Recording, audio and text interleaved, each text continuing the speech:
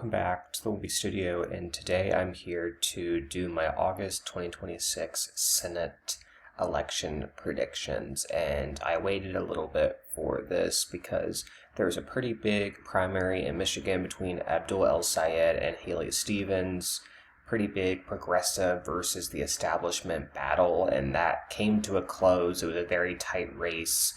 But that, it definitely has ramifications for how I think this race will go, because there's definitely a lot of talk about can El-Sayed win this. So I'm going to kind of be talking about that towards the end. But let's go ahead and dive right in. So for our safe blue states, we have Oregon, Colorado, Illinois, Virginia, Delaware, New Jersey, Rhode Island, Massachusetts, and New Mexico, I think can go ahead and throw in there.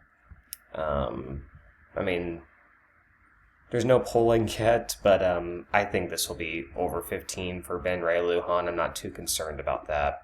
And then for the safe Republican seats, we have Idaho, Wyoming, South Dakota, Oklahoma, Arkansas, Louisiana, Alabama, Tennessee, Kentucky, and West Virginia.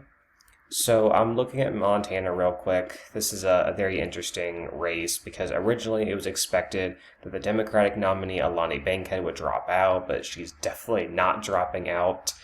She is staying in the race, which means that the Democratic and Independent candidates' vote is blatantly split, therefore giving Kurt Alm the plurality of the vote, giving him the victory. So obviously, what should happen here is Bankhead dropping out, but Montana law says a Democratic nominee has to be put up. So the only option here would be for Bodnar to be the Democratic nominee, but then the whole thing of running as an independent to have a better shot at winning would be thrown out the window. So either way, until Bankhead drops out, I think this is a safe Republican race. But if Bodnar does become the Democratic nominee, I could definitely see this dropping below 15. But for now, we're just going to keep it safe red. So let's go ahead and do the likely red states, switch it up a bit. So we will look at Nebraska. And my rating here hasn't really changed. The polling here, it just shows Dan Osborne leading the Democratic internals, and some of these have Pete Ricketts narrowly up. But I just haven't heard too much about this race. I think it's still going to be a likely red race. I think Dan Osborne will lose by about the same margin that he did in 2024, about that 6 to 7 point margin. Not really much else needs to be said there. Kansas, Adam Hamilton, who is the pastor of the largest church in Kansas, he's a pretty strong candidate, and because Kansas is a very religious state, I do think he could get the margin down here quite a bit. Here, the polling shows Marshall only ahead by 4. Now, that is a Democratic internal. If we just look here, Marshall only won by 11 in 2020, which it could very well be closer than that. I do think it could definitely be below 10. But as of right now, I think it's a bit out of reach for Hamilton. They haven't elected a Democrat to the Senate since, does it say here, 1932. So I don't think this is going to be the year for that, but you never know. I think Hamilton does have an outside shot at winning it. And then Mississippi, I don't think there's really anything here. There's an independent in this race, Ty Pinkins.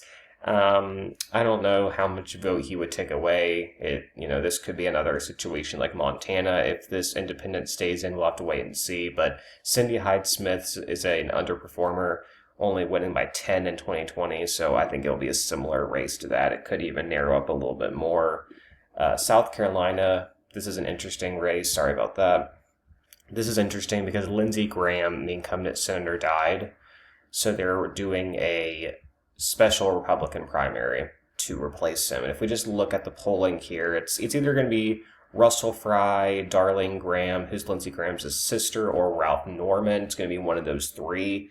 And whichever one it is, I still don't think we'll win by over 15. If we just look at the polling here, Annie Andrews is actually leading in a couple of these. Now, these are Democratic internals. I don't think she really stands a shot. But Lindsey Graham's last performance, he only won by 10, so I could easily see this being another 10-point race for whoever the Democratic nominee is, or for whoever the Republican nominee is to be to be more clear there.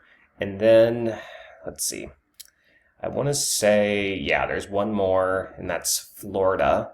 And this is a race I don't really see being very close. I think the governor's race could be close, but I mean, Vindman's only led in one poll, and it was a Democratic eternal. Here, she's leading him by 10. It could very well be a 10-point race. Ashley Moody seems like a good candidate. I mean, the actual election is August 18th, but I mean, it's pretty set it's going to be a Moody versus Vindman. So, yeah, I think she'll probably win by about 10. It could narrow up a little bit, but I think she's got this in the bag. So let's go ahead and do the likely Democratic. We'll go to Minnesota. There's the primary on August 11th. It's either going to be Angie Craig or Peggy Flanagan, and I do think Flanagan is the stronger candidate of the two, just after watching a debate between them. I mean, they're kind of leading Michelle Tafoya by about the same amount. I think this will probably be about a 10-point race. I think Amy Klobuchar is going to absolutely dominate in the governor's race, and I think that will give whichever Democratic nominee the boost there. I think they'll definitely win by a better margin than Tina Smith did in 2020, where she only won by 5 points. They'll definitely outperform her. Yeah, again, probably win by about 10 in the state of Minnesota. And then New Hampshire. New Hampshire holds their primaries extremely late, not until September 8th. But it's most likely to be Chris Pappas versus John E. Sununu. And let's see. Yeah, I mean, it shows a decently close race in some of these polls. Now, this isn't our internal that only shows Pappas up by 1. I think this will be probably like a 6, maybe 7, 8-point race, something like that. It won't be like a huge margin, but New Hampshire usually votes based on how the national environment is, and because it's so anti-Republican right now, I think they'll just go ahead and vote Pappas in. But Sununu will keep it somewhat close because the Sununu name is pretty popular in New Hampshire, so that's the only reason why this is still like an under 10-point win for Pappas.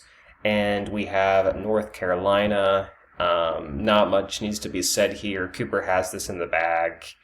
Whatley's doing okay. He reached like 44% here, which is definitely better for him. I still think Cooper will win this by at least 5. It's going to be the same in Georgia. I think Ossoff could potentially even outperform Cooper. Mike Collins is running a pretty bad campaign. He's just not a good candidate for the seat. Same with Whatley. So, I mean, the Republicans really just gave up for these two races. These are both going to be likely blue seats. And that calls it for the likely seats. So these remaining 6 are going to be closer. And we'll go ahead and start with the state of Iowa. And I don't believe my rating has changed here. I put it as lean red last time, and I think I'm going to keep it there. Emerson College has this as a 3-point lead for Hinson, and I do think that's about right. I think she'll probably beat Turek by about 3. I'm not counting Turek out. He did get the endorsement of Obama, and I do think he's a good candidate. We'll see if Rob Sand can maybe even pull him over the finish line, but I think a lot of people are just going to split their vote and vote for Rob Sand for governor and Ashley Hinson for Senate, and therefore I do think she will beat Turek by about 3 or so. But I'm not counting Turek out. I do think he has a shot to win this.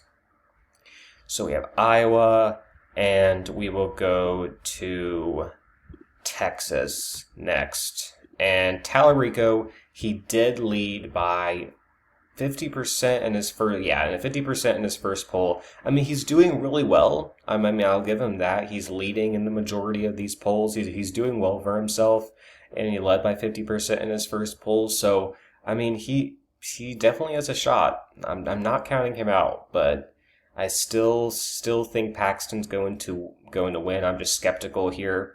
I think Tallarico has a really good shot, but I still think Paxton will win by like 1 to 2 points. I'm just a bit skeptical about Texas. It's such a Republican state. I think Tallarico will get even closer than Beto did in 2018. I think the margin will be smaller than it was then. Cruz only won by 2.6 in 2018. I think this will be about like a 1.5 race for Paxton. And I like Iowa. I mean, I think Tallarico has a better shot than Turek at flipping the seat. But as of right now, I'm still going to keep it as a lean Republican race for the time being. So we have our last few seats here. We'll go ahead and do the lean states. We're going to start up in Maine. A lot has happened in this race since I recorded last. Graham Plattner dropped out. Troy Jackson is now running for the seat. And I think he's a good candidate. I think he is just as strong as Plattner would have been, minus the scandals. I mean, so far he has a lead, not a dominant lead, but I think once voters, learn more about him and I think his lead will grow. Susan Collins is just a lot more unpopular now than she has been. I mean, she has voted to not bring in Todd Blanche as Attorney General, and I do think that could help her with some independence. But I think Troy Jackson's just a strong candidate, and I think he will win. By how much is a good question. I don't know if it will be by over 5 yet. I'm a bit skeptical there, but I think he'll win by a couple of points, maybe like 3 or so against Susan Collins. And we'll do Alaska. Alaska, don't really think my rating here has changed. I still think Batola will win this. By how much is a good question. I think it will be by over a point.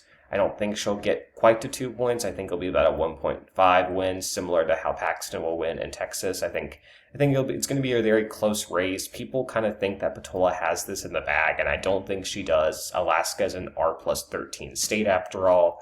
But I do think she is the right candidate to flip this seat for the Democrats, so I definitely think she has a good shot at flipping it. And for now, I'm going to say she wins by about 1.5. I don't think she can get anything higher than that, but I do think she will be able to flip that.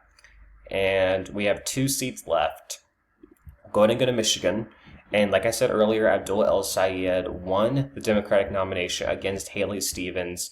It was an extremely close primary. He only beat her by a little under a point. 15,000 votes separated the two. So there's definitely going to be some building that some fractures there that El-Sayed's going to have to repair. He's going to have to really try his best to appeal to the establishment voter, appeal to black voters, a lot of black voters in Michigan. So he has his work cut out for him.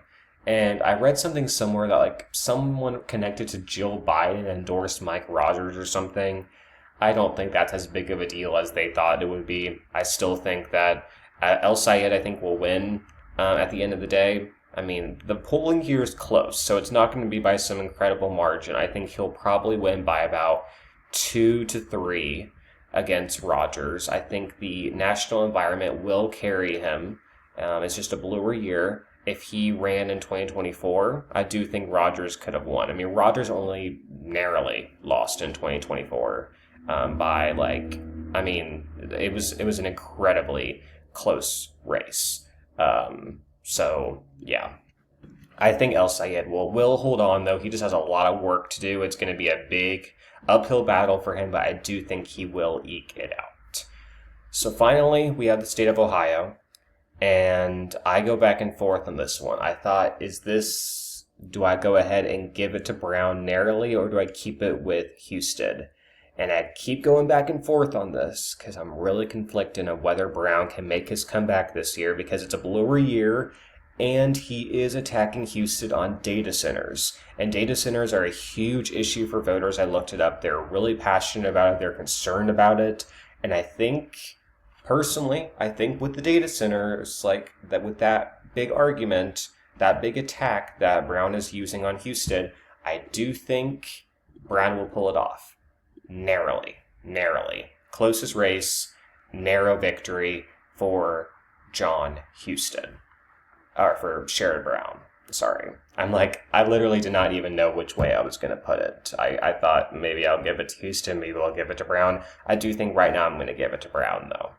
So comment down below, what do you think of this? Which ratings would you change? I am finally going to give Democrats control of the Senate. For my first time in the prediction, I think Sherrod Brown will narrowly pull it off. Just narrowly.